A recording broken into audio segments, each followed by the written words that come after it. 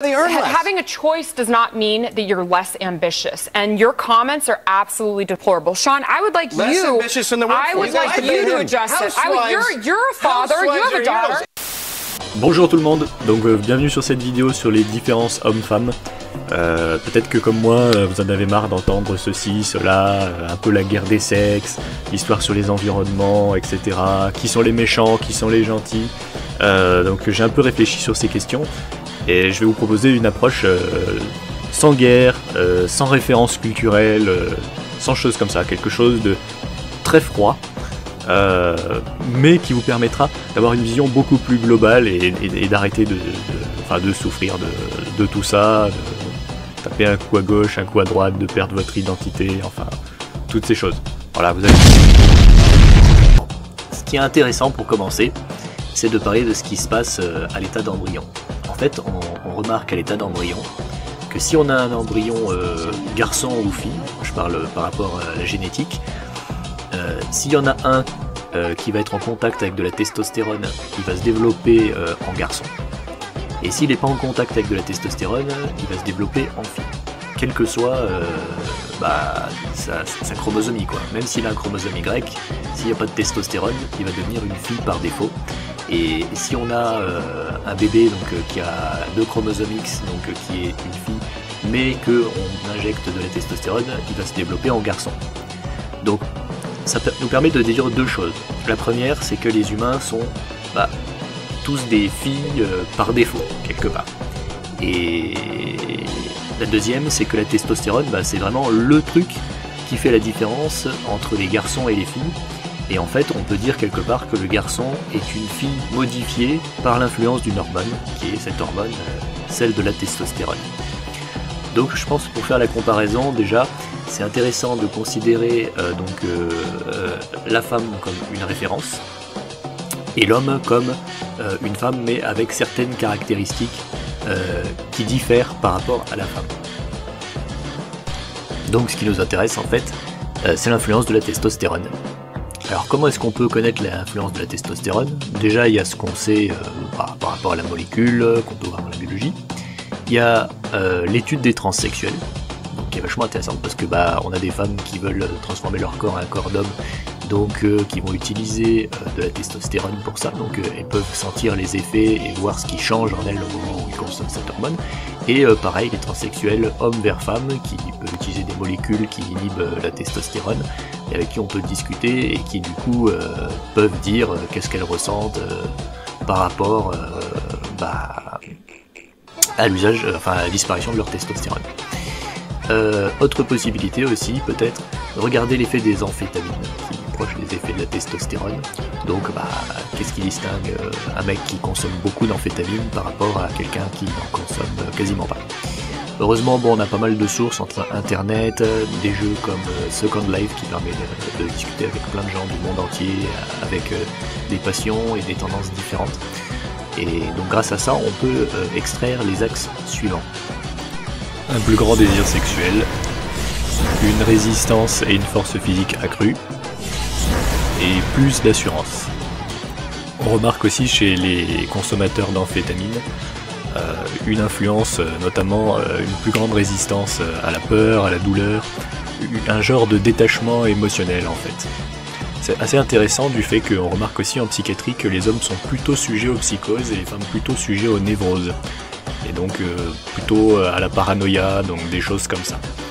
Donc moi j'ai envie juste de retenir ces 4 catégories, quoi. Le désir sexuel, la force et la résistance physique, l'assurance et la baisse de la sensibilité. Alors on pourrait presque arrêter la vidéo ici et dire voilà, vous avez les 4 points de divergence entre les hommes et les femmes. Mais évidemment on veut creuser, on veut aller beaucoup plus loin, mais sans en même temps se laisser influencer par des références culturelles ou d'autres choses de ce genre. Alors il y a bien une autre approche, c'est celle de la psychologie évolutionnelle, mais en fait dans mon cas j'y crois pas trop. Parce que considérer l'homme et la femme comme 2 espèces différentes qui évoluent indépendamment l'une de l'autre pour expliquer leur comportement, ça me semble un peu hasardeux parce que l'homme et la femme ils échangent sans arrêt leurs chromosomes et il n'y a qu'un seul chromosome qui diffère entre l'un et l'autre, c'est le chromosome Y qui est tout petit et qui va pas être d'une énorme importance par rapport aux autres, si je peux me formuler comme ça, en tout cas en termes de quantité d'informations. Donc ça veut dire si par exemple une femme, elle devient, un groupe de femmes devient plus sensible parce que ça augmente les chances que les bébés survivent, automatiquement les hommes qui font partie de ce groupe, ils vont hériter des mêmes chromosomes, donc ils vont eux aussi devenir plus sensibles, vous voyez. Donc en fait l'homme et la femme peuvent pas vraiment évoluer indépendamment l'un de l'autre, ou alors il faut qu'à chaque fois ce soit associé à un mécanisme lié à la testostérone. C'est un énorme bordel évolutif, c'est très peu crédible de penser comme ça, ou alors l'évolution est vraiment hyper lente, même par rapport à une évolution classique. Donc je préfère vous proposer une autre approche, une approche qui est très méthodique, et donc cette approche elle s'inspire de ce livre que je vous affiche, qui est la Bible en fait sur les systèmes multi-agents.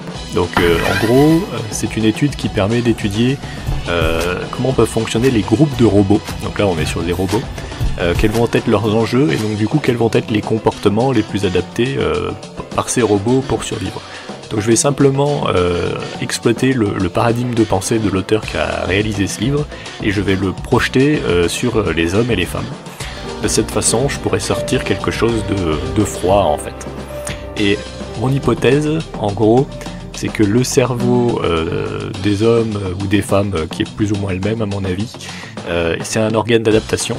Et donc selon ces critères qui valent pour les robots, le cerveau des hommes et des femmes va se développer et va s'adapter de façon à assurer sa survie.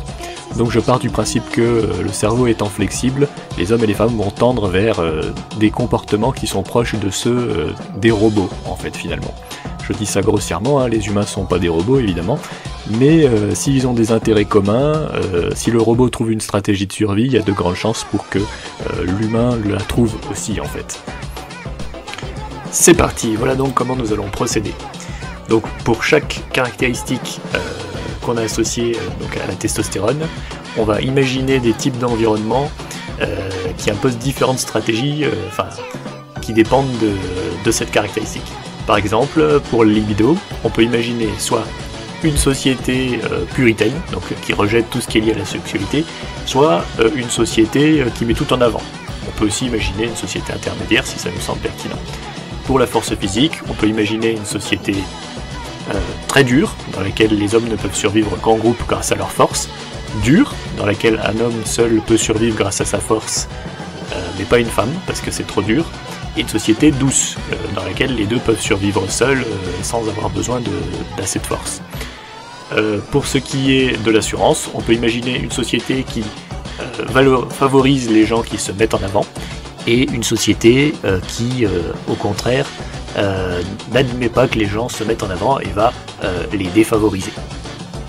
Et enfin, pour le côté sensibilité, on peut mettre en avant une société froide, cynique, dans laquelle les émotions ne peuvent pas être suivies, tout le monde est obligé de mentir. Adieu mon amour. Il ne le dit pas. D'agir de façon calculée.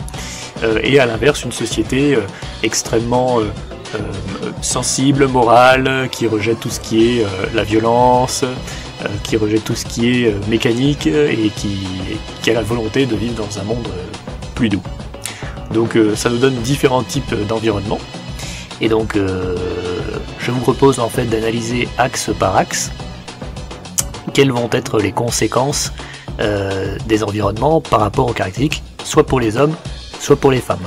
Alors on se souvient quand même que ces effets qu'on a attribués aux hommes, ce sont des effets d'augmentation, hein. Les femmes aussi ont de la libido, peuvent être peu sensibles, ont une certaine quantité de force, etc. Mais normalement, en gros, dans une moindre mesure par rapport aux hommes. Dans l'ensemble, en fait, c'est une vue d'ensemble. Commençons donc par les hommes.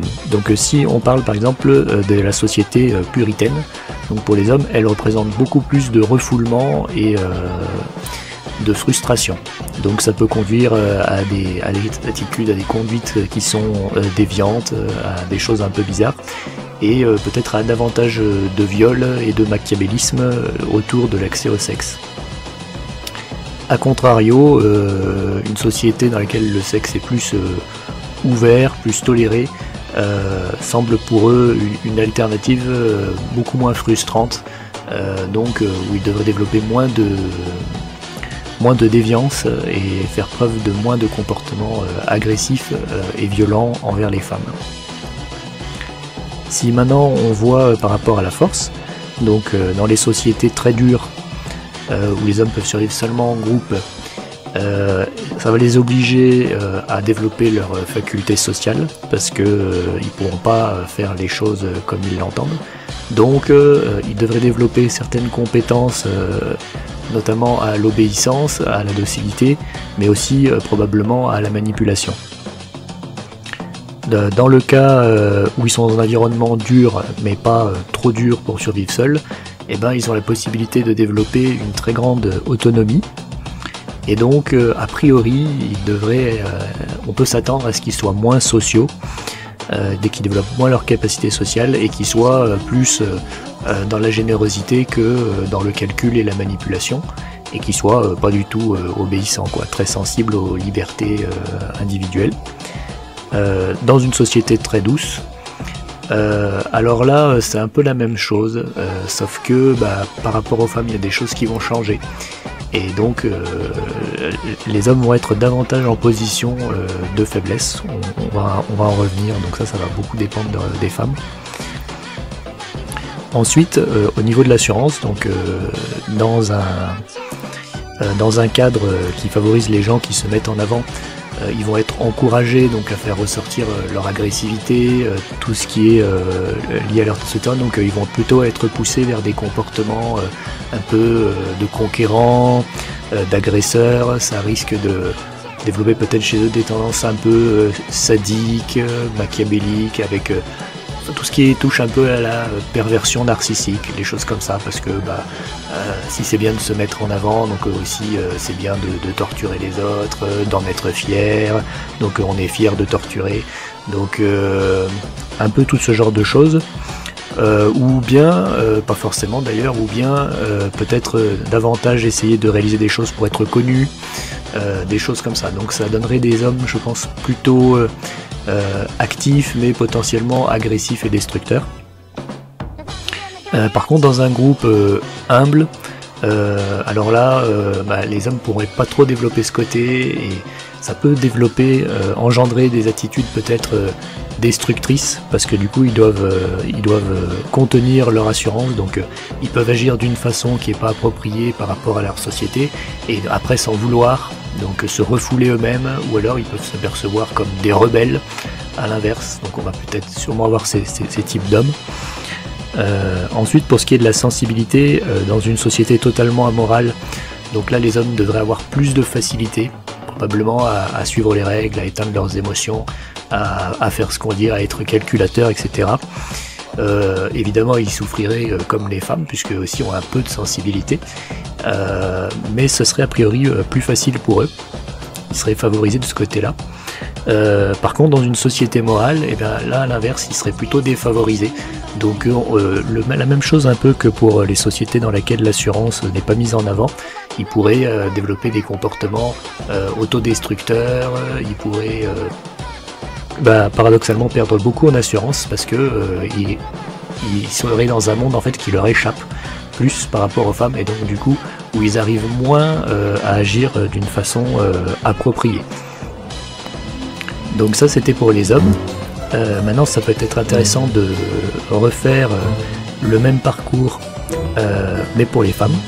Donc au niveau de la libido, un environnement puritain pour les femmes, c'est un peu la garantie de ne pas être harcelé dans la rue, sifflé, donc c'est un côté sécurisant évidemment, donc il leur permet d'avoir une plus grande innocence sur tout ce qui concerne les choses sexuelles. Dans une société, par contre oui j'ai oublié de dire avec un risque quand même de viol accru, donc pour les femmes normalement ça va à peu près, elles peuvent se conformer avec plus de facilité que les hommes, développer moins de psychose.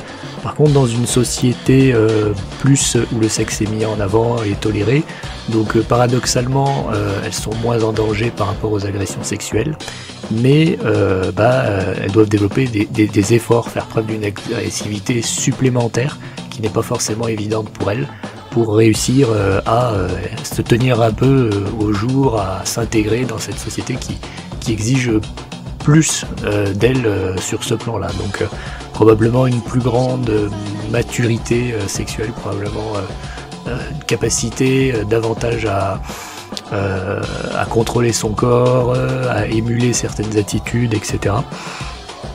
Dans une société au niveau de la force très dure, où elle ne pourrait pas survivre et où seuls des groupes d'hommes pourraient survivre, là bon, elles seraient clairement très défavorisées. Leur statut pourrait presque être celui d'un esclave en fait, puisqu'elles seraient totalement dépendantes et donc institutionnellement dépendantes. Mais comme il y a quand même un jeu politique, parce que les hommes ne peuvent survivre qu'en groupe, pour essayer de jouer à ce jeu politique, mais elles seraient sûrement écartées de la politique, étant donné que en fait, les hommes ils comptent les uns sur les autres pour survivre, mais ils comptent pas sur elles. Elles sont plutôt en situation de consommation, donc elles seraient peut-être un peu considérées comme des parasites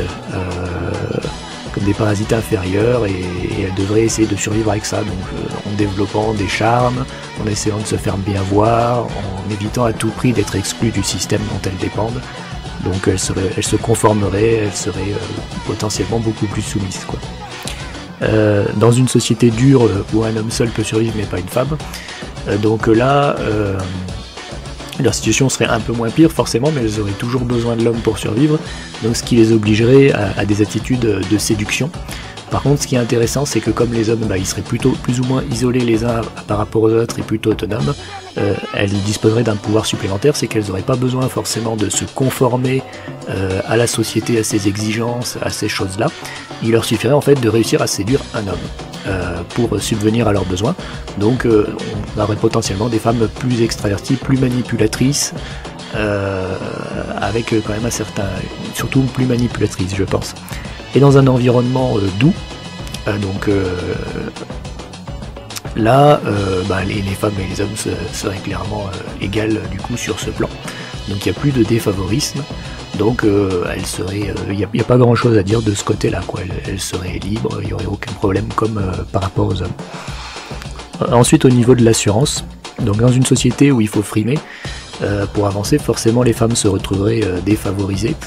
Donc du fait que elles ont moins de facilité à adopter ces attitudes, donc forcément ça privilégierait les hommes dans le cadre du développement professionnel, de la carrière, etc. Et même elles pourraient se sentir intimidées dans les milieux où il y a beaucoup de frimes, parce que elles ont moins d'assurance pour encaisser en gros la frime de l'autre qui est en face, et donc ça c'est quelque chose qu'il leur faudrait sans arrêt compenser, et donc ça devrait rendre les choses compliquées. Donc elles devraient avoir tendance plutôt à rester éloignées des positions de leadership et aller davantage vers des fonctions de support, ou vers des endroits que personne ne veut en fait pour les conquérir. A l'inverse, dans une société dans laquelle l'humilité est mise en avant et où on n'aime pas les gens qui friment, elle pourrait beaucoup plus s'affirmer, et donc du coup elle ne serait pas désavantagée au niveau de la carrière vis-à-vis de la société. Donc là, de ce côté-là, elle ne serait pas désavantagée comme les hommes. Au niveau de la sensibilité, donc dans une société complètement amorale, on aurait des femmes qui ont du mal quand même à gérer, ce qui les mettrait dans une situation qui ressemble beaucoup à la situation par rapport à la force des environnements très durs ou durs, puisque finalement elles seraient un peu comme les hommes dans une situation où elles seraient dépassées. Alors ce serait moins grave parce que effectivement elles pourraient quand même survivre, mais ça pourrait aussi les mener vers des comportements destructeurs, vers beaucoup de... elles refuseraient d'écouter leurs émotions, donc on peut s'attendre à des maladies psychosomatiques ou des choses comme ça. Et pour un environnement moral, à l'inverse, donc là elles seraient en totale liberté, sans difficulté, et donc même elle serait avantagée par rapport aux hommes, et à ce moment-là donc elles auraient beaucoup plus de pouvoir, quoi. Donc on pourrait s'attendre effectivement aussi à ce qu'elles soient manipulatrices, agressives, etc. Vous avez sûrement déjà réalisé que ces différents critères peuvent s'assembler un peu comme dans des rouleaux sur une machine à sous et vont former différentes combinaisons qui vont proposer différents types de sociétés dans lesquelles les caractéristiques des hommes et des femmes vont diverger. On obtient donc 24 types de sociétés différentes. Je vous propose de les voir rapidement, qu'est-ce qu'elles vont engendrer comme comportement chez les hommes et les femmes, et quelle va être la situation en fait si on va être dans une société égalitaire, paritaire, ou plutôt dans une société dans laquelle les hommes dominent ou alors les femmes dominent, et éventuellement essayer de déceler les comportements destructeurs qu'il pourrait y avoir.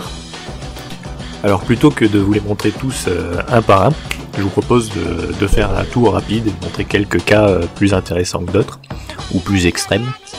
Donc ce qu'il faut savoir déjà, c'est que dans ces 24 sociétés types, par combinaison, on en a 5 qui sont à domination masculine, dont 2 avec de la solidarité et 3 en mode bourreau, donc c'est-à-dire en mode bourreau où l'homme va blesser la femme, en fait, va la persécuter.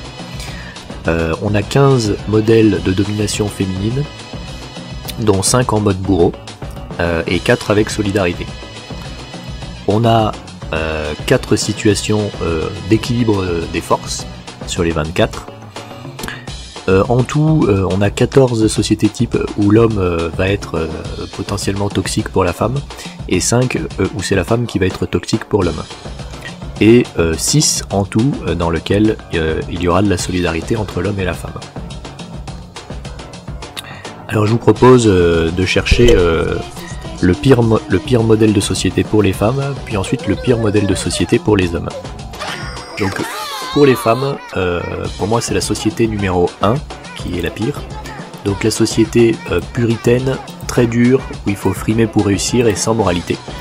Donc si on assemble les éléments qu'on avait associés à chacune de ces caractéristiques pour l'homme et la femme, on obtient des hommes frustrés, pervers, sociables, manipulateurs, actifs et potentiellement sadiques avec un grand cynisme. Et du côté des femmes, on obtient des femmes innocentes, soumises voire réduites en esclavage, conformistes, en retrait et refoulées et dépassées.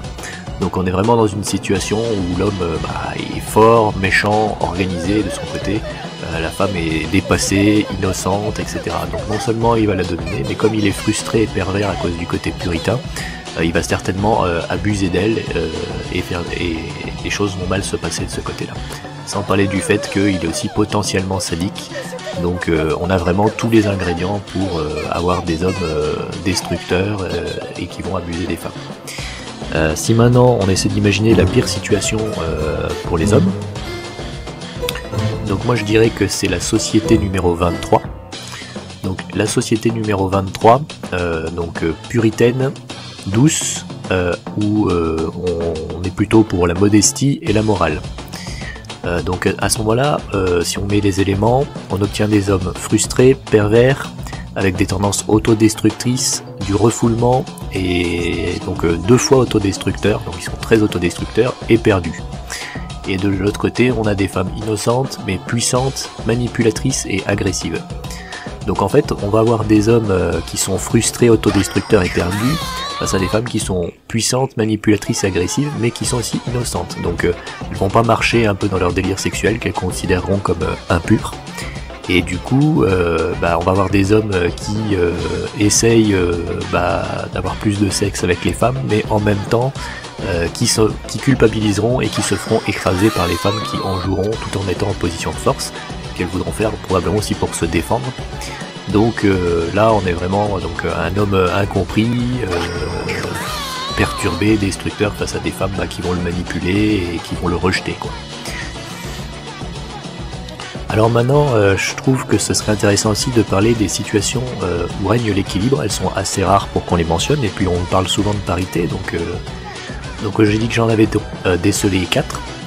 Donc ce sont la 3, la 4, la 5 et la 9. Donc la société numéro 3, puritain, dur, frime et amoral. Donc ça fait des hommes frustrés, pervers, autonomes et généreux, agressifs, actifs et potentiellement sadiques, avec un grand cynisme, et des femmes innocentes, extraverties, séduisantes et manipulatrices, en retrait, refoulées et délaissées. Équilibre, maintenant que je le relis... Ah oui, elles sont manipulatrices. Donc en fait, on est dans un environnement où les hommes vont être agressifs envers les femmes, mais où les femmes seront capables de se défendre. Donc c'est un équilibre, mais un équilibre qui est conflictuel, et dans lequel l'homme agira plutôt comme un bourreau. Donc dans cet équilibre-là, la femme est plutôt en position de victime qui se défend, mais elle est capable de se défendre, donc elle n'est pas écrasée par l'homme.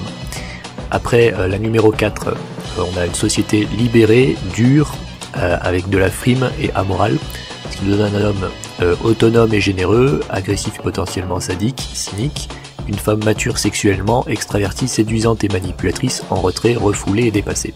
Donc l'homme, pareil, il est un peu en position de force, mais a priori il est bourreau, mais moins quand même que dans la situation 3. Et la femme est capable de se défendre, donc sur deux plans, elle a la maturité sexuelle et elle est extravertie, séduisante et manipulatrice. Donc pareil, on a une femme qui se défend face à un homme qui l'attaque un peu moins, mais voilà, c'est un équilibre un peu de la terreur, quoi. Mais moins conflictuel que le numéro 3. La numéro 5, donc là, puritain, douce, frime et amoral. Donc on a de nouveau un homme frustré et pervers, agressif, actif et potentiellement sadique et cynique. De son côté, la femme est innocente, puissante, en retrait, refoulée, dépassée, donc elle a quand même de la puissance, donc ça équilibre un peu, mais il va quand même être en bourreau par rapport à elle. D'ailleurs, dans toutes les situations d'équilibre, l'homme est souvent un bourreau par rapport à la femme. Après, on a la numéro 9, frustré, alors la numéro 9, pardon, donc société puritaine, dure, où la modestie est mise en avant et amorale. Donc on a des hommes frustrés, pervers, autonomes et généreux, cyniques mais avec des tendances à l'autodestruction et refoulement, donc ce que les femmes avaient dans les autres cas. Et de son côté, on a une femme innocente, extravertie, séduisante et manipulatrice, refoulée, dépassée. Donc là, on a un équilibre qui est très particulier. D'un côté, les hommes vont être en bourreau, puisqu'ils ont la frustration sexuelle et ils sont pervertis par le côté puritain. Mais d'un autre côté, on a un équilibre des puissances, puisqu'ils sont tous les deux victimes de refoulement. Et là, l'équilibre, il est beaucoup plus propre. Et comme ils sont tous les deux victimes de refoulement et d'autodestruction, on peut s'attendre à des comportements de solidarité. Ils sont capables de se comprendre l'un l'autre, étant donné qu'ils sont tous les deux quelque part victimes de la société par rapport à leurs tendances naturelles. Donc c'est un équilibre des forces avec solidarité et agressivité de l'homme. Alors je vous propose de vous parler donc maintenant de façon un peu plus transverse des facteurs de solidarité. Donc moi j'ai noté comme facteur de solidarité, alors bon c'est sûrement la retranscription de mes idées quand j'ai interprété les différents aspects, mais je préfère faire comme ça, donc tout balancer et après redéduire, parce que ça diminue mes chances d'interpréter de façon trop subjective, mais il reste toujours évidemment un peu de subjectivité. Donc moi j'ai déduit que la solidarité elle va découler donc d'un inconfort des deux côtés vis-à-vis de la société. S'il y en a un qui se sent parfaitement bien dans la société et l'autre qui est victime qui est dans une situation qui le pousse à l'autodestruction et refoulement, celui qui se sent parfaitement bien ne comprendra pas celui qui est en situation de refoulement, il le jugera systématiquement, il ne pourra pas y avoir de solidarité. L'autre le verra comme un loup de toute façon. Donc il faut que les deux souffrent quelque part pour qu'ils puissent être solidaires l'un de l'autre. Et donc moi ce que je vois c'est au niveau des deux facteurs assurance et sensibilité. Quand c'est amoral, c'est plutôt la femme qui souffre, et quand donc quand c'est amoral et frime, c'est la femme qui souffre, et quand c'est modestie et moralité, c'est l'homme qui souffre. Donc les situations qui vont permettre que les deux souffrent en même temps, ça sera d'avoir par exemple soit la moralité, soit la modestie avec la moralité, soit la moralité avec la frime. En gros, on a toujours au moins un des deux qui souffre. Donc dans ces deux modèles, l'homme et la femme devraient avoir un sentiment de solidarité. C'est-à-dire que dans une société où la frime est en avant mais où il y a de la morale, les hommes pourront se mettre en avant ce que les femmes apprécieront, les hommes apprécieront aussi. Mais il y aura une moralité, et donc à ce moment-là, c'est là que les femmes pourront se mettre en avant, et du coup ça crée, et où les hommes souffrent, et du coup ils auront une espèce d'admiration l'un pour l'autre, et ils pourront s'appuyer l'un sur l'autre quelque part. Et pareil pour donc la société inverse, une société où il y a de la modestie, donc du coup les hommes souffrent, ils ne peuvent pas s'affirmer, et où les femmes ça va, mais par contre une société amorale, et donc du coup où les hommes peuvent apporter leur machiavélisme entre guillemets, et donc là où du coup les femmes vont les admirer parce que ils arrivent à rompre les schémas d'exploitation, etc. Donc voilà les deux modèles de solidarité. Après, je voudrais vous parler donc de deux facteurs, les facteurs qui rendent les hommes bourreaux et les facteurs qui rendent les femmes bourreaux. Donc moi ce que j'ai noté, c'est que les deux tendances sociétales qui poussent les hommes à être des bourreaux pour les femmes, c'est les sociétés où la frime est reconnue, où on met en avant qui favorise les gens qui se mettent en avant, donc qui encourage déjà les hommes qui ont une certaine agressivité à faire preuve de plus agressivité. Il vous fait dire qu'il va vous démolir.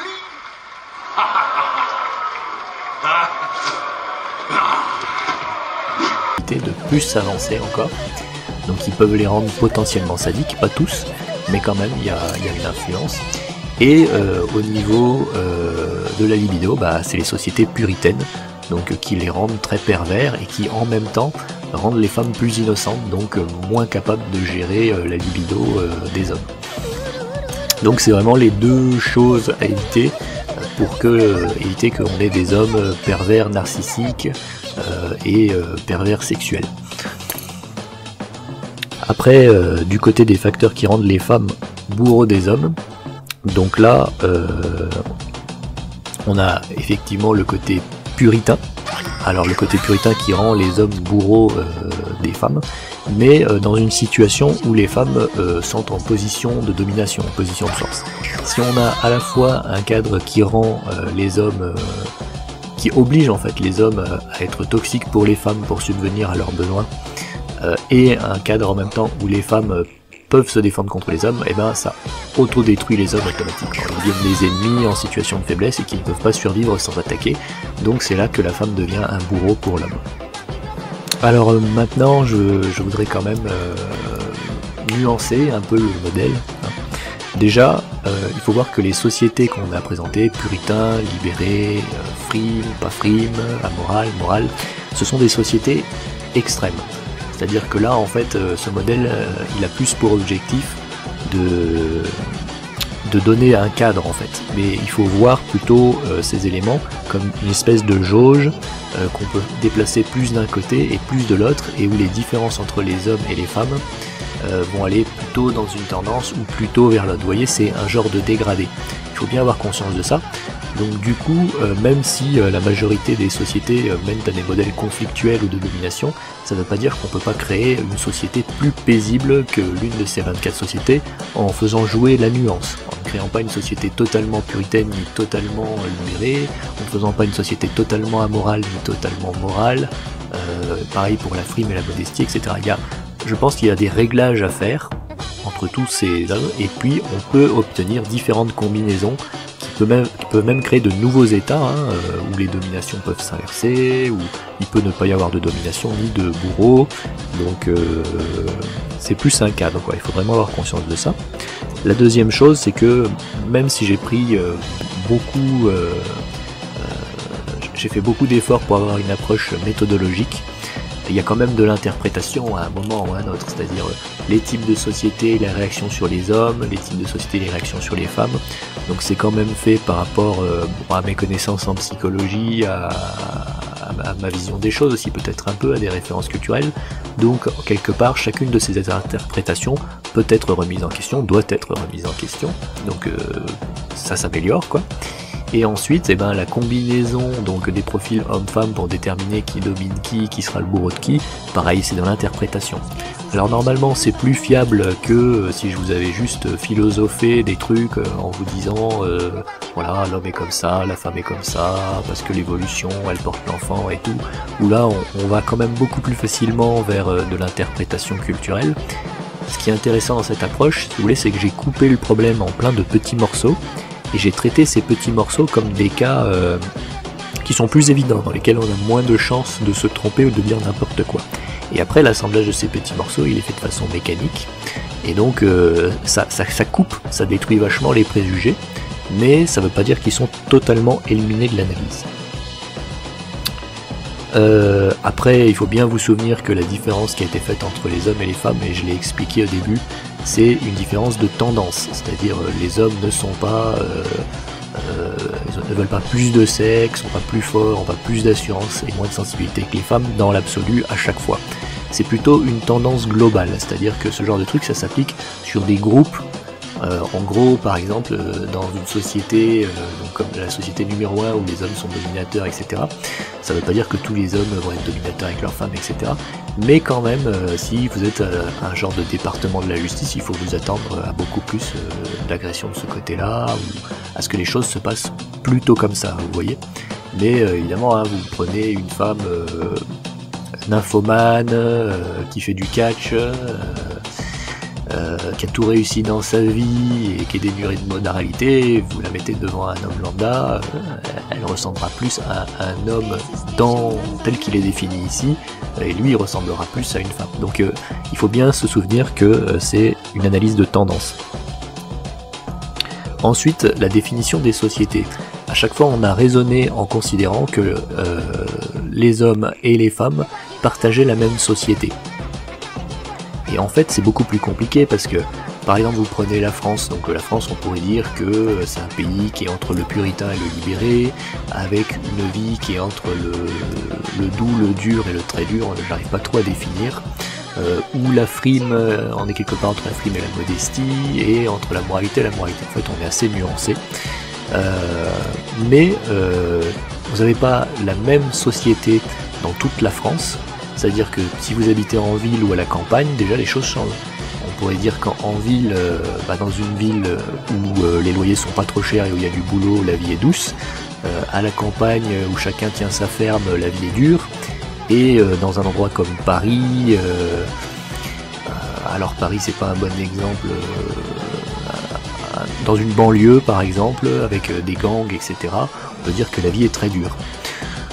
Pareil pour la frime ou la modestie, vous êtes dans une société, dans une association sur la libre parole, etc. On va plutôt préférer les gens qui friment pas trop.